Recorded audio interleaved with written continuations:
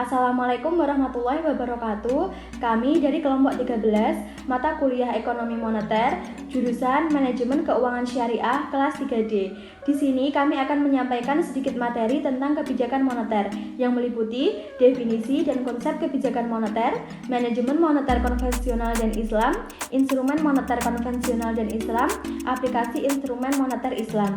Yang akan disampaikan oleh yang pertama Anggun Maulida Agni, NIM 12406193169. Yang kedua saya sendiri Firda Maskurin, NIM 12401193157. Dan yang ketiga Nurofiko Anissa Ulfa, NIM 12406193171. Berikut penjelasannya. Yang pertama yaitu definisi kebijakan moneter. Kebijakan moneter merupakan kebijakan otoritas moneter atau bank sentral dalam bentuk pengendalian besaran moneter untuk mencapai perkembangan kegiatan perekonomian yang diinginkan.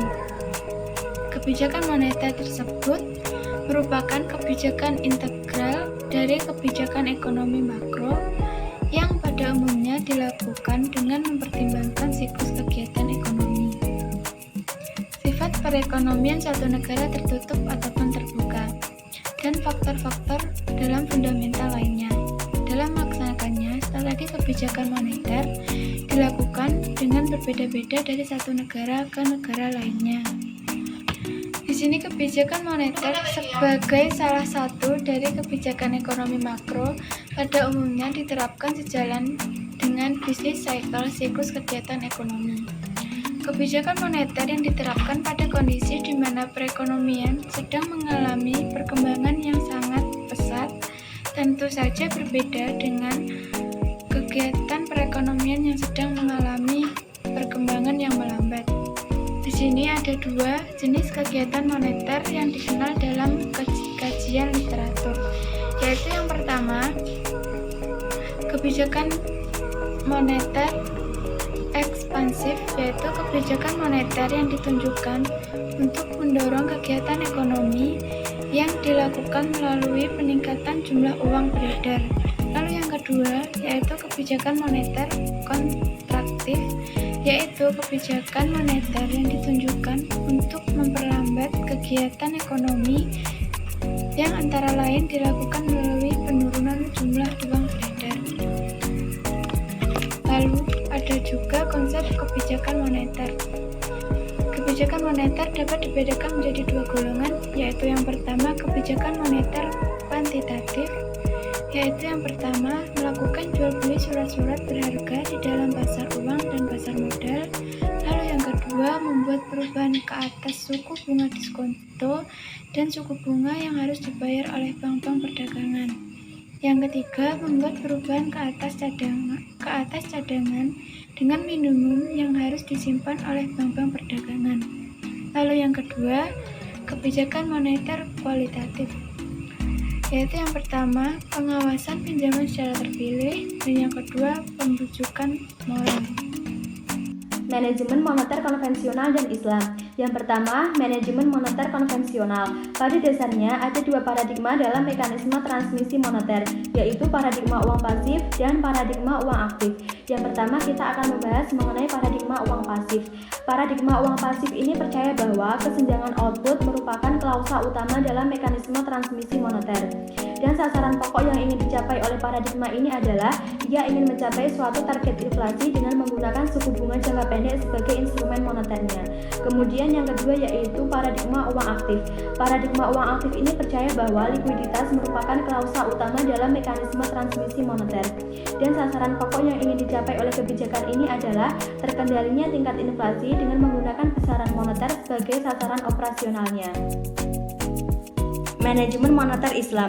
Dasar pemikiran dari manajemen moneter konsep Islam ini adalah tercapainya stabilitas permintaan uang dan mengarahkan permintaan uang tersebut kepada hal yang lebih penting dan produktif, sehingga setiap instrumen yang akan mengarahkan ke instabilitas dan pengalokasian sumber data yang tidak produktif maka akan ditinggalkan.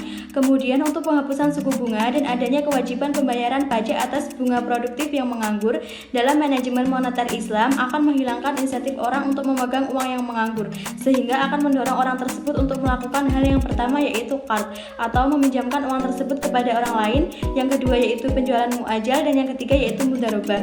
Dalam strategi manajemen moneter Islam, ketika ada penurunan aktual return dari investasi sektorial, maka akan direspon langsung oleh para pemegang dana untuk mengurangi investasinya.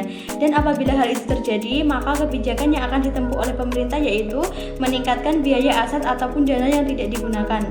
Pembahasan selanjutnya yaitu instrumen kebijakan moneter konvensional dan Islam. Poin yang pertama, instrumen kebijakan moneter konvensional.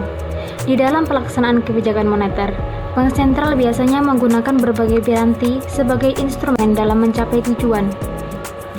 Instrumen yang pertama yaitu kebijakan pasar terbuka. Kebijakan ini dilakukan oleh Bank Sentral dengan cara menjual atau membeli obligasi di pasar terbuka. Apabila Bank Sentral ingin menambah suplai uang, maka Bank Sentral perlu membeli obligasi. Namun, apabila Bank Sentral ingin menurunkan jumlah uang beredar, maka Bank Sentral perlu menjual obligasi. Instrumen yang kedua yaitu penentuan cadangan wajib minimum. Pada umumnya, Bank Sentral akan menentukan angka rasio minimum antara uang tunai dengan kewajiban giral bank. Apabila Bank Sentral menurunkan angka tersebut dengan uang tunai yang sama, maka Bank Sentral akan dapat menciptakan jumlah uang beredar lebih banyak daripada sebelumnya. Kemudian instrumen yang ketiga yaitu penentuan tingkat diskon. Bank Sentral merupakan sumber dana bagi bank umum atau bank komersial, maka bank komersial akan meminjam dari Bank Sentral. Ketika Bank Sentral menerapkan tingkat suku bunga relatif lebih rendah daripada tingkat suku bunga pinjaman, maka bank komersial akan cenderung meminjam dari Bank Sentral. Kemudian instrumen yang keempat yaitu himbauan atau bujukan moral. Kebijakan ini dilakukan oleh Bank Sentral dengan cara memberikan himbauan atau bujukan moral yang bersifat persuasif. Poin yang kedua yaitu instrumen kebijakan moneter Islam. Instrumen kebijakan moneter Islam itu dibagi menjadi dua kelompok besar. Yang pertama, kontrol kuantitatif pada penyaluran kredit. Yang kedua, merealisasikan tujuan sosioekonomi. Kontrol kuantitatif pada penyaluran kredit dapat berupa tindakan-tindakan seperti yang pertama, Bank Sentral diwajibkan menyimpan sebagian dananya yang berasal dari demand deposit kepada Bank Sentral sebagai statutory reserve. Tindakan yang kedua yaitu batasan nilai kredit tertinggi yang bisa diberikan oleh bank komersial untuk menjamin bahwa penciptaan kredit total sesuai dengan target moneter. Tindakan yang ketiga yaitu untuk mempengaruhi reserve pada bank komersial, pemerintah berwenang untuk memindahkan demand deposit pemerintah yang ada pada Bank Sentral kepada dan dari bank komersial. Tindakan yang keempat yaitu instrumen yang mensyaratkan bank komersial untuk menyisihkan sebagian deposit yang dikuasainya dalam proporsi tertentu berdasarkan kesepakatan bersama guna menanggulangi masalah likuiditas.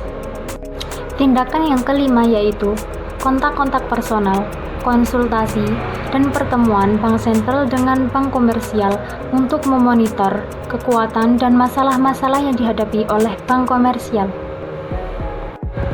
Tindakan yang keenam yaitu instrumen berdasarkan penyertaan. Kemudian, pembahasan yang terakhir yaitu aplikasi instrumen moneter Islam. Di Indonesia sendiri, aplikasi instrumen moneter Islam itu ada 3. Yang pertama, GWM atau Giro Wajib Minimum. Yang kedua, IMA atau Sertifikasi Investasi Mudharabah Antar Bank Syariah. Yang ketiga, SWBI atau Sertifikasi Wadiah Bank Indonesia.